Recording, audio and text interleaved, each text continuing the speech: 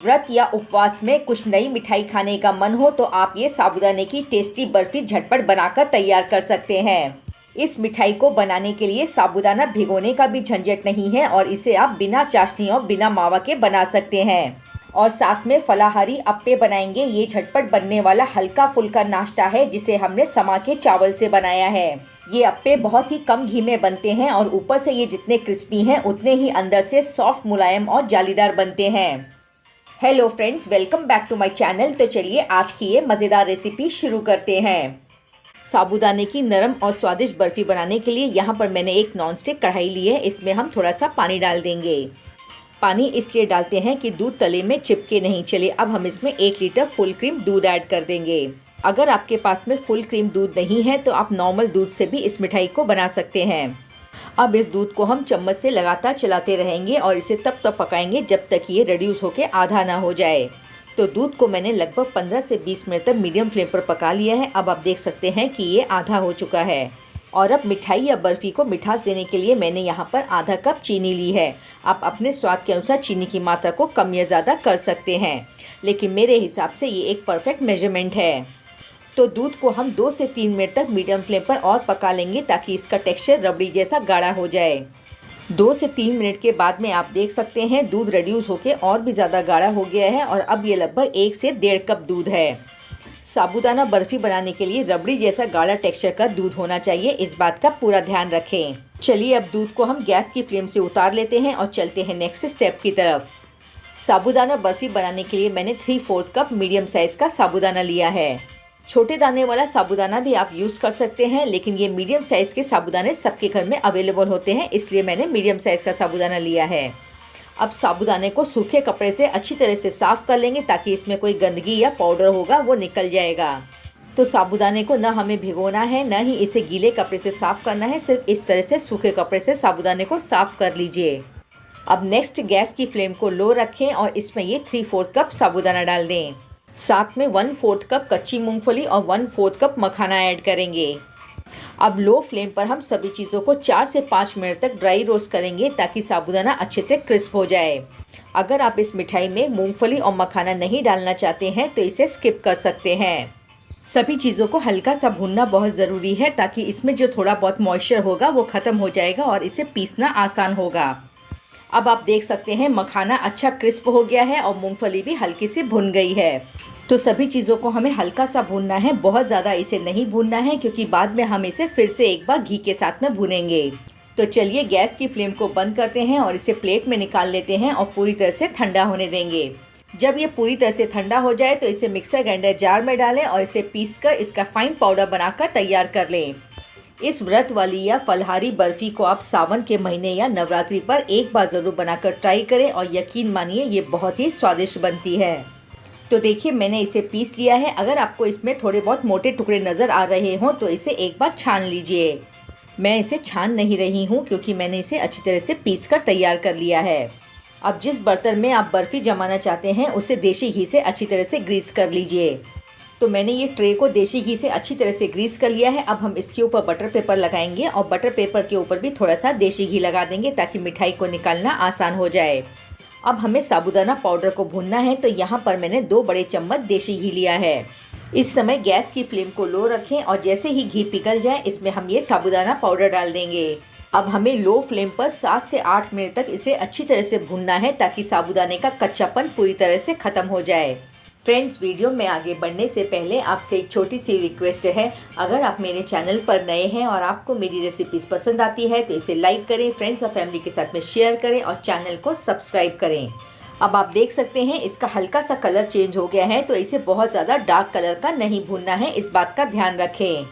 चलिए अब गैस की फ्लेम को लो ही रखें और इसमें हम ये गाढ़ा दूध डाल देंगे जिसे हमने पका कर रखा था। आप देख सकते हैं दूध का टेक्स्चर बिल्कुल रबड़ी जैसा है। अब हम इसे चम्मच से लगातार चलाते रहेंगे और कुछ ही मिनटों में आप देखेंगे कि ये मिश्रण गाढ़ा होना शुरू हो गया है। अब हम इस मिश्रण को तब तक पकाएंगे जब तक कि ये इकट्ठा नहीं हो जाता है और पैन को छोड़ना शुरू नहीं कर देता है। तो देखिए साबूदाने ने पूरा दूध एब्जॉर्ब कर लिया है। अब यह मिश्रण इकट्ठा होना शुरू हो गया है। अब आप इसमें अपने मनपसंद के ड्राई फ्रूट्स डाल सकते हैं। तो मैं यहाँ पर थोड़े से बारीक कटे हुए काजू और थोड़े से बारीक कटे हुए बादाम ऐड करूँगी। इसी के साथ में मिठाई में बढ़िया से फ्लेवर के लिए इसमें 1/4 चम्मच इलायची पाउडर ऐड करेंगे। तो बस अब हमें इसे ज़्यादा नहीं पकाना है, सभी चीज़ों को अच्छी तरह से मिक्स कर लेना है। अब ये मिश्रण बर्फ़ी जमाने की कंसिस्टेंसी पर आ गया है। तो चलिए गैस की फ्लेम को बंद करते हैं और इस मिश्रण को हम ट्रे में डाल देंगे जिसे हमने ग्रीस करके रखा था। अब तुरंत ही हम इसे ट्रे में फैला लेंगे और इस स्टेप को आपको जल्दी जल्दी करना है, नहीं तो बर्फ़ी सेट होना शुरू हो जाएगी। तो मैंने जल्दी से इस मिश्रण को फैला लिया है। अब मिठाई को सजाने के लिए हम इसके ऊपर थोड़े से बारीक कटे हुए काजू और बादाम ऐड करेंगे। अब बारीक कटे हुए काजू और बादाम को हम चम्मच से हल्का सा प्रेस कर देंगे ताकि ये मिठाई में अच्छी तरह से सेट हो जाए। अब हम इसे लगभग 1 घंटे के लिए ऐसे ही छोड़ देंगे ताकि ये अच्छी तरह से ठंडी हो जाए और सेट हो जाए। जब मिठाई पूरी तरह से ठंडी हो जाए तो इसे अपने मनपसंद पीसेस में काट लीजिए। ये मिठाई इतनी स्वादिष्ट बनती है कि आपको लगेगा भी नहीं कि आप साबूदाने की बर्फ़ी खा रहे हैं। इस मिठाई में आपको खोआ या मावा जैसी मिठाई का टेस्ट मिलेगा क्योंकि हमने इसमें देसी घी और गाढ़ा किया हुआ रबड़ी जैसा दूध डाला है। व्रत या उपवास के लिए साबूदाने की स्वादिष्ट बर्फ़ी बनकर तैयार है। इस मिठाई को आप चाहे व्रत में खाएं या फिर बिना व्रत के भी इस मिठाई के स्वाद का आनंद ले सकते हैं। बाजार की मिठाई में कई बार मिलावट होती है, तो आप एक बार ये व्रत वाली साबूदाने की मिठाई बनाकर ज़रूर ट्राई करें। मैं इस मिठाई को हर साल सावन के महीने और नवरात्रि पर ज़रूर बनाती हूँ क्योंकि इसका स्वाद बहुत अलग होता है। झटपट और स्वादिष्ट फलाहारी अप्पे बनाने के लिए यहाँ पर मैंने 2 मीडियम साइज़ के उबले हुए आलू लिए हैं। तो आलू को मैंने उबालकर अच्छी तरह से ठंडा कर लिया है। अब हम इसे पोटैटो मैशर से अच्छी तरह से मैश कर लेंगे। ध्यान रखें, इसमें आलू के छोटे छोटे टुकड़े नहीं दिखने चाहिए, तो इसे एकदम स्मूथ मैश कर लें। लीजिए, मैंने इसे अच्छी तरह से मैश कर लिया है। इसे हम अभी साइड में रखते हैं और चलते हैं नेक्स्ट स्टेप की तरफ। अब ये मैंने लगभग 200 ग्राम व्रत के चावल लिए हैं और इस चावल को समा, भगर, मोरधन, श्यामा चावल, मोरियो, वरी और कोदरी के नाम से भी जाना जाता है। ये फाइबर, प्रोटीन और आयरन से भरपूर होता है जो व्रत के समय पौष्टिक आहार प्रदान करता है। तो समा के चावल को मैंने लगभग 3 से 4 घंटे तक भिगो कर रख दिया था और भीगने के बाद में ये इस तरह से फूल गया है। तो ध्यान रखें, समा के चावल को कम से कम 2 से 3 घंटे तक ज़रूर भिगो कर रखें। चलिए, मैं इसका एक्स्ट्रा पानी निकाल देती हूँ और फिर हमें इसे ग्राइंड करना है।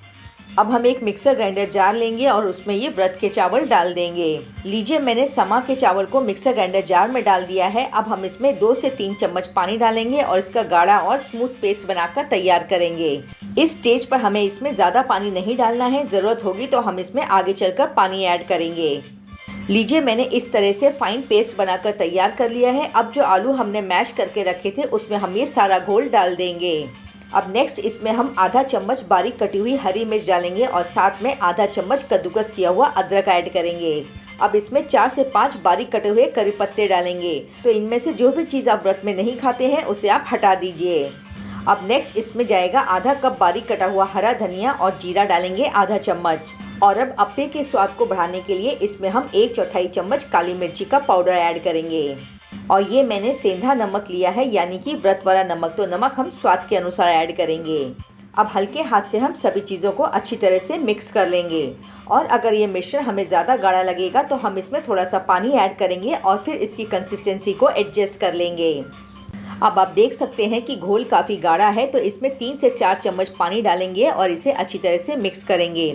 नॉर्मल इडली के बैटर की कंसिस्टेंसी जैसी होती है, ठीक उसी तरह का हमें यहाँ पर गाढ़ा घोल बनाकर तैयार करना है। घोल न ज़्यादा गाढ़ा होना चाहिए और न ही बहुत ज़्यादा पतला होना चाहिए। अब फलाहारी अप्पे को सॉफ्ट, स्पॉन्जी और फ्लफी बनाने के लिए हम इनो फ्रूट सॉल्ट का यूज़ करेंगे। इसकी जगह पर आप 1 चुटकी बेकिंग सोडा का यूज़ भी कर सकते हैं। तो लीजिए, 1 सैशेट इनो फ्रूट सॉल्ट का मैंने घोल में डाल दिया है और साथ में 1 चम्मच नींबू का रस ऐड करेंगे। अब हल्के हाथ से हम इस बैटर को अच्छी तरह से मिक्स कर लेंगे। अब फलाहारी अप्पे बनाने के लिए यहाँ पर मैंने नॉन स्टिक पनियारम पैन लिया है। अब हम थोड़ा सा देसी घी लेंगे और अप्पे पैन मोल्ड को देसी घी से अच्छी तरह से ग्रीस कर लेंगे। अब गैस की फ्लेम को ऑन करेंगे और पैन को हल्का सा गर्म होने देंगे। पैन हल्का सा गर्म हो गया है। अब हम इसमें ये थोड़ा थोड़ा बैटर डाल देंगे। तो इसे ऊपर तक पूरा ना भरें क्योंकि पकने के बाद में ये फूलेगा भी।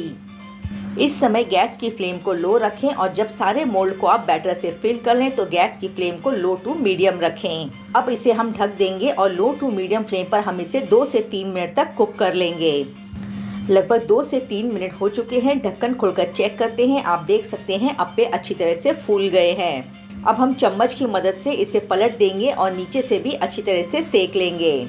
तो लीजिए, सभी फलाहारी अप्पे को मैंने पलट दिया है। अब हम इसके ऊपर थोड़ा थोड़ा देशी घी और डालेंगे, जिससे कि नीचे की तरफ भी अच्छी तरह से सिक जाए और क्रिस्प हो जाए।